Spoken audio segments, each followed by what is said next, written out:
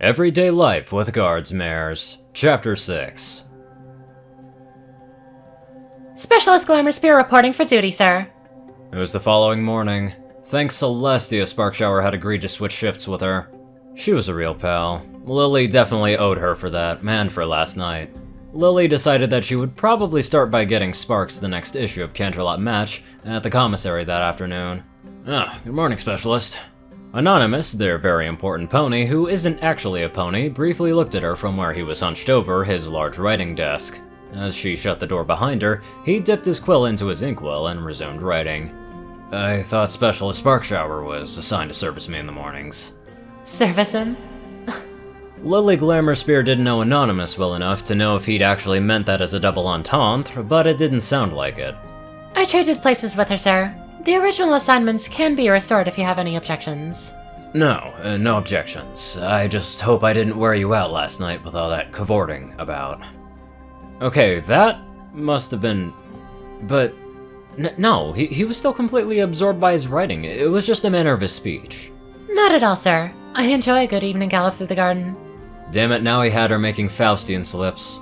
Lily had to suck in that last syllable when she realized what she had been saying. Anonymous sat his quill to one side and looked up at her, with one eye cocked. Your tone, Specialist, leads me to believe that you don't entirely approve of my evening exercise regimen. Is there a problem? Oh, crap. She then bit her lip. No, sir.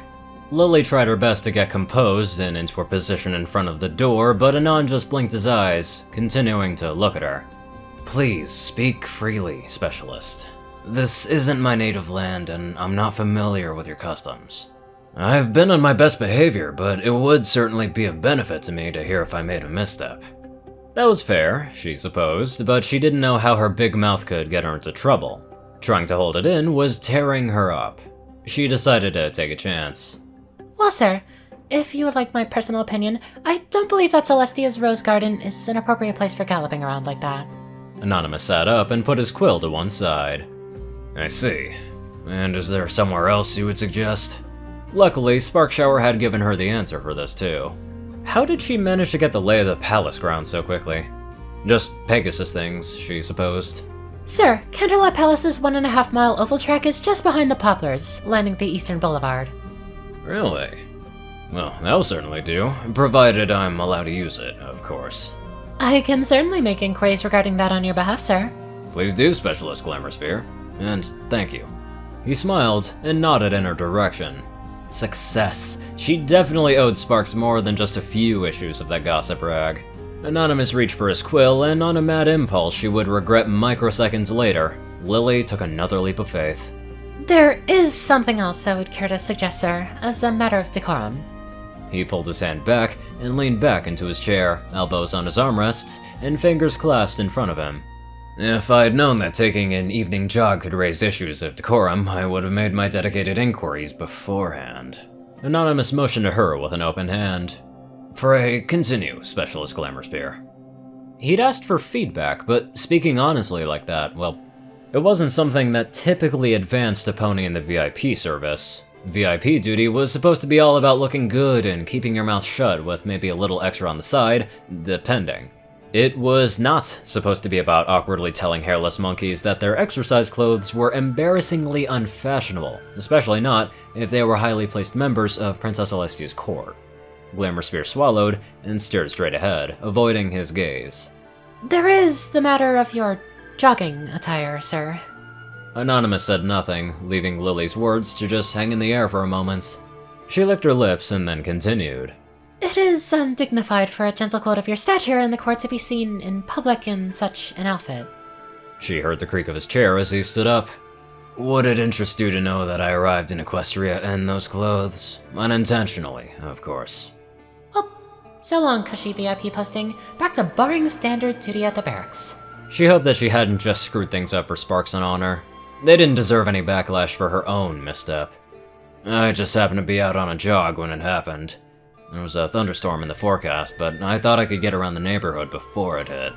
He was walking towards her, going to make her dismissal personal, she guessed. I remember a bit of growling in the sky, and quickening my pace. My home was just around the corner, you see. And then All I remember is a clap of thunder, and a bright flash, and the feeling of my head hitting the dirt. Jeez, he was really laying it in. She wasn't just getting fired, she was getting his life story too. It was like she offended him, and his family, and his ancestors, and his gods too. So, I guess you could say that putting that outfit on again reminds me of home, a bit. He started chuckling. Frankly, I'm more surprised that it just wasn't torn to shreds by whatever ripped me out of my reality and into this one. Anonymous, the Royal Engineer of Equestria, was standing just in front of Lily and practically looming over her. Anyways, I suppose you're perfectly correct, and my cotton joggers are completely unfit now that I've taken up residence in this place's equivalent of Buckingham Palace. Did he just swear? What kind of palace has a curse word name? Wait, did he just agree with you? So, what do you suggest I wear instead? The Royal Engineer, bipedal, mostly hairless monkey creature, was looking at Lily with an easy-going smile. Wow, arrow, bucking, dodged. Well, something with a pattern, at least. Her voice didn't squeak at the end. Anonymous's expression switched to confused amusement. Lily let out a breath that she'd been holding in for about a minute now. Breathing in, Lily Glamour-Spear continued. Listen, sir, your current outfit is very fashionable, so couldn't you get whoever made you that to make you some exercise wear as well? Something that's not quite so baggy. He immediately objected. It's just loose-fitting. It's baggy, sir. And plain white simply won't do. Anonymous paused to get himself a glass of water from a carafe on the console table. Anything else? No, sir. And I should say, sir, that if you exercise around the outside of the oval track, this soldier is more than capable of keeping pace with you using the inside lane. Anon took a drink and nodded his head. Something to keep in mind for the rainy days, certainly. The Royal Engineer regarded the specialist with anticipation. That's all, sir. Anonymous nodded. Excellent. I appreciate your candor, Specialist Glamour-Spear, and I would appreciate it greatly if you continue to be candid with me in these matters. So he was gonna take your advice and he wanted more? Sweet. Well, Princess Celestia hadn't named him Royal Engineer for nothing, had she? It made sense that he had a good head on his shoulders. As we're already speaking candidly, I was curious about a few elements of your training, if you would care to indulge me. Oh, this should be good. Of course, sir. In your capacity as an air defense soldier, I was wondering how you dealt with spotting targets that might be set against a bright sky or far away. After all, you can only hit something that you can see, correct? Specialist Glamour-Spear allowed herself to make eye contact with the Royal Engineer and gave him a nod. Yes, sir. It's funny that you should ask that given we were just talking about clothing. She brought one hoof up to the side of her head and pointed at her helmet. Perhaps that you noticed that my helmet differed from those of Specialist Sparkshower and Corporal Bound? Besides the cutout for my horn, of course. Anonymous leaned in slightly to inspect her headgear before she continued. This is a Martingale Lucksteed Mark III Air Defense Assisted Targeting Helmet. With a push of a button... She depressed the catch lever, and with a satisfying snap, 2 amber lenses slid out to cover her eyes, joining in the middle from their housings on the sides of the helmet, just behind her temples. The operator can activate a variety of lenses, appropriate for various sky conditions, and providing a 2x optical magnification. After giving Anonymous enough time to inspect the first set of amber lenses, good for bright overcast days, Lily pressed the catch lever again, and again, swapping out magnified amber lenses, then pink for dusk and dawn, then magnified pink, then gray, meant for clear sunny days, then magnified gray, and finally back to nothing at all. The Royal Engineer seemed very impressed. Well, he should be. This was some sweet gear, and it's the latest model too. Of course, only a talented soldier like her was capable of making full use of it. 2x magnification was useless to the unicorns that couldn't get their shots to reach more than 100 meters up in the air, and that was overwhelming majority of them in the battalion. That's a clever design. Yes, sir. Furthermore, air defense soldiers never work alone, but are organized into batteries of 3 to 5 gunners and 1 spotter, equipped with either a spotting telescope or a pair of binoculars. Sensible. I'd love to see it in action. Sir, firing exercises are held weekly at Fort Horseshoe Bend. We'll have to make the trip sometime.